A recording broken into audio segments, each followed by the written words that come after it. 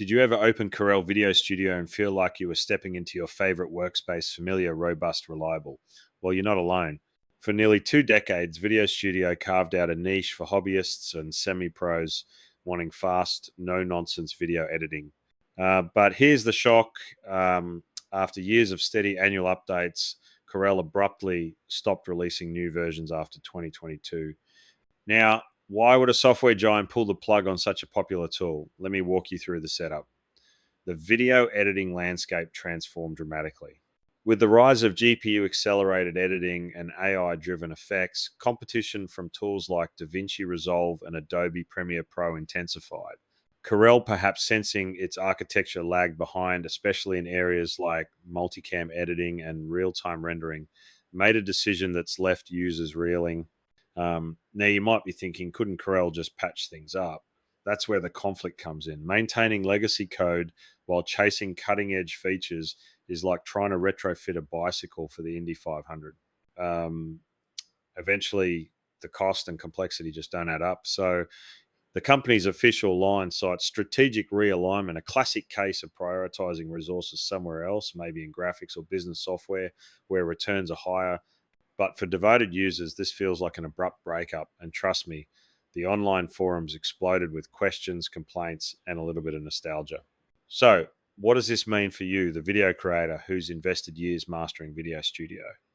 The resolution, it's decision time. Do you stick with a tool that's frozen in time, like editing with a trusty but aging camcorder, or make the leap into the unknown world of new platforms? The end of Video Studio's development isn't just a footnote. It's a turning point for thousands in the digital storytelling community. Let's get into the heart of the conflict. What happens when your go-to software stops evolving? Many Video Studio users suddenly found themselves adrift, forced into the wilds of alternative editing solutions. If you've ever tried switching from one video editor to another, you'll know it's not just a matter of downloading a new app. There's muscle memory, years of custom presets, even those niche codecs, think H265 encoding or LUT management that you rely on for your workflow. Now imagine you're one of those users. You fire up an alternative like Shotcut or HitFilm Express and bam, the interface feels alien, your old project files won't import, and that favorite 2-click color correction, gone, replaced by a convoluted process. The technical term here is software ecosystem lock-in, but it's no comfort when your deadline's looming. Here's a real data point. In a 2023 survey of 1,500 amateur editors, over 40% cited workflow disruption as their main pain point after Video Studio's sunset. But it's not all doom and gloom. Some platforms like DaVinci Resolve offer robust GPU acceleration, a fancy way of saying your computer's graphics card does the heavy lifting, cutting export times in half. Still, that learning curve is steep, and many users wish there was a middle ground. So the challenge isn't just finding an alternative, it's about finding one that fits both your creative style and technical needs. Let's zoom out and look at the bigger picture. When Corel pulled the plug on Video Studio, it wasn't just a product getting shelved, it was a whole community left scrambling.